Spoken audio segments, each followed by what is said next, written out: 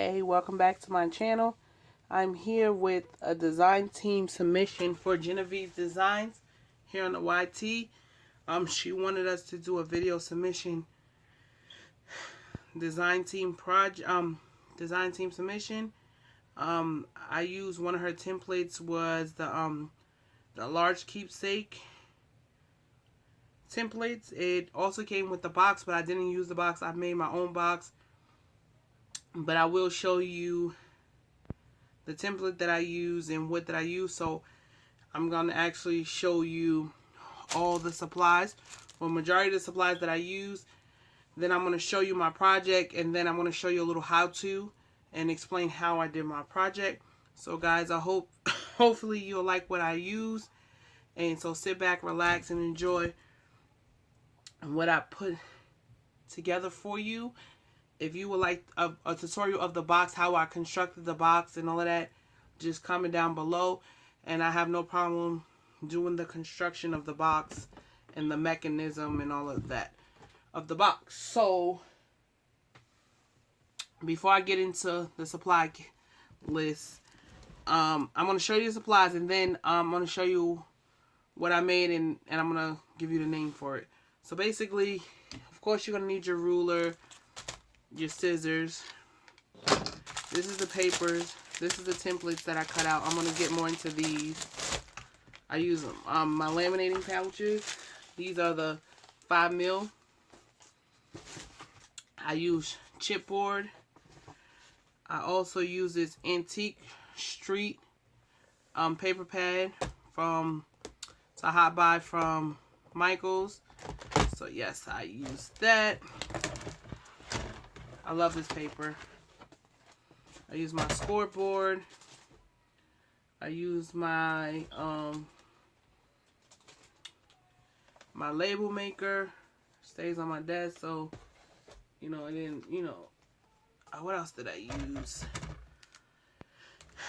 I use washi tape. I use some straws. I use double-sided tape and everything else we will get into as the video progresses, right? So let me show you what I made. So basically I made a caddy. I'm calling it Nequa's caddy because if you don't know, my name is Shaniqua, but everybody calls me Nequa, or as some of you call me Lala here on the YT. So let me take my scoreboard, but you will be needing a scoreboard later. So let's get into it, right?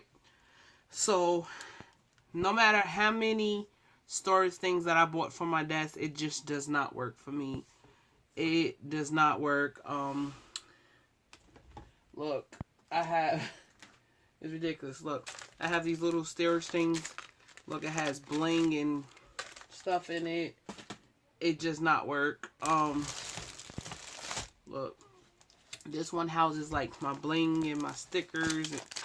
It works for the time being, and then it gets missing, and then I start a whole new one. It just doesn't work. I have like stuff. So I said, I need something that is functional for me, that I can actually put everything in if I want to go to the dining room table, or if I'm working on a project. I don't have to put it in a basket, then forget about it and stuff like that, and make something that's pretty, right? So this is what I made. I made a little cubby. So let me show you the functionality of it. I just had the punch. I made this slot big enough so where your punches can fit. Look, on this side, your stamps can fit in there. What washi tape? Everybody knows I love washi tape, right? Tool could fit on this side. Look, this thing is so functional. It's ridiculous, right? So y'all ask me, so where does the templates come in, right? So she has the templates where I think this one is basically all her templates was envelopes. So look, all of these are envelopes. So I kind of made it like a Rolodex kind of, but these are all interchangeable. It has like Velcro, so You can put your bling, your sequins, and stuff like that. So, right? So, I'm going to get into all the functionality of it. So, let me show you. Like this one right here, interchangeable. It has bling, right? You have your bling in it, fits in there, it won't get crushed, nothing. You can even take these out, and I took my label maker, and I got labels. These are white, and you can put them right here, over here, however you want to do it, and put it on here, and be like, okay, this is bling. I'm going on a crop. Let me take it out, and then guess what? Slide it right back in here, and then see, and it's no reason. I just put them in randomly, and there will be, you know. So I'm gonna show you the mechanism, how I made the inside, and the inside is permanent. The inside is permanent, but you can interchange the envelopes. And then I'll show you the template that I use, and then I'm going to show you how I put the envelopes together and how you can interchange them. Okay, so let's get started. So the first thing is, I was thinking about this for a very, very, very long time. I've been really thinking about it. So I was thinking to myself, like, kind of like a memory dex, but not really. So my first instance was, let me see if this is it right here. No, this is one of my first ones as well. So my first instance was, how about if I can create something to snap on here? But it didn't work. So I said, let me find something that I can actually have the envelope sit in here, but it can be interchangeable. But this mechanism right here can actually stay in there, and the envelopes will stay, and then you could just change it out, you know, as you want to. So what I did the first time, I made an inch, and then I scored it in half, and then I put the washi tape, but the half an inch wasn't good enough, so I scored it at 2 inches, scored it in half, and then it was an inch pocket. So with the inch pocket, it would hold it, because I used very thick cardstock, and this is the mechanism. So basically, once you glue this into your box, it was not going to come out. So basically, your box, so let me show you. So once I take all these envelopes out, right? Once I take all these envelopes out of the box, right? That's how your box is going to look until you know, interchange them or whatever. Until you interchange them or put them however you want to put it in, you know, in the sides or however. So that's how your inside is going to look until you Hi everybody. Until you put new envelopes in, or however you want to change it. It's like the paper pad is so versatile, you can put different patterns and stuff like that. So basically, this was my starter, so it didn't work. So I was like, I need to do it. So this is how this is the inside, the mechanism of the inside. So let's get to the template, right? So what I did, her templates are. Go sit your ass down. Move. Okay. So like I was saying, her templates are digital. So I did this one as if, you know, sometimes you want to do a project, but you might not have ink or something in your printer. So you figure, like, what I'm going to do. So, like I said, I took her templates, printed it out on printer paper, and then I, you know, cut it out on this really light chipboard. And this is how I did all of my, you know, envelopes. But I wanted to give it a different style, so you don't have to necessarily use her style of the envelope. I just used the rounded style. So let's get into how we're gonna put this together. So basically, you're gonna need a piece that is 6 1/4 by 4 1/2. That's gonna be for the flap. And then you're gonna need a piece that's 7 1/4 by 3 7/8. And then you're gonna need for the base 5 1/2 by 6 1/4, because I think this base part was for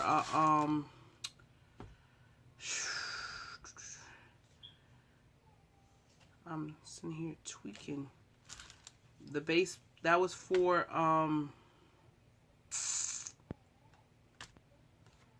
the base page in the mini album. And then you're gonna need another paper. This paper goes here, like, you know, to mat it. And then this gold paper actually will go to wrap around like so. Like basically it will basically do the same as like I did this one, but opposite. So let's get this together. I hope I'm not confusing you, because I'm kind of confusing myself. So I wanted to show you what else you can actually do. She has labels in here, and like she uses them for belly bands, but you can actually take your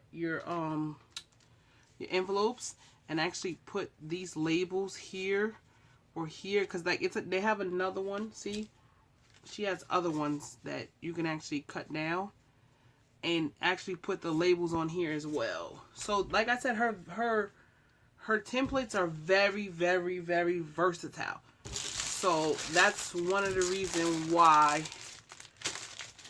I like her templates, because you can actually use it. Like I said, you know, sometimes we may be running low on ink and you want to do a quick project and stuff like that. Or, you know, some people are on a fixed income and, you know, might buy the template or might have bought it a while ago and forgot, but they don't have enough ink or something like that. But it's always a solution for something. There's always something for something. That's my thing. If it doesn't work, we're going to fix it today.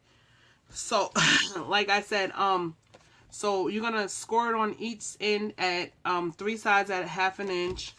The top, one of the top sides at the 6 1/4 at 1/2 inch, and this is the base. So basically, since this is going to be the base, we're going to take our scissors and miter, I think that's how you say it. You know, everybody has their own terminology. And then fold it. I know it's probably like, oh, she's just doing envelopes. You know, everybody does their envelopes differently. See? Easy peasy, right? So for this sake, we're just gonna use let me see. What am I gonna use?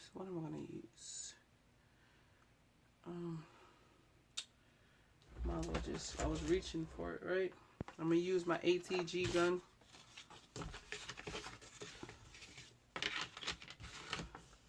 Right? Let's see. ATG.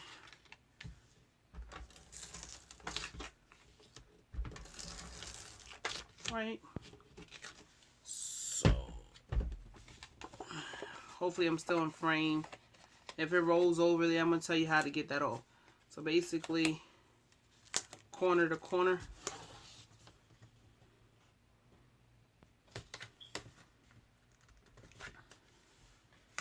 Corner to corner.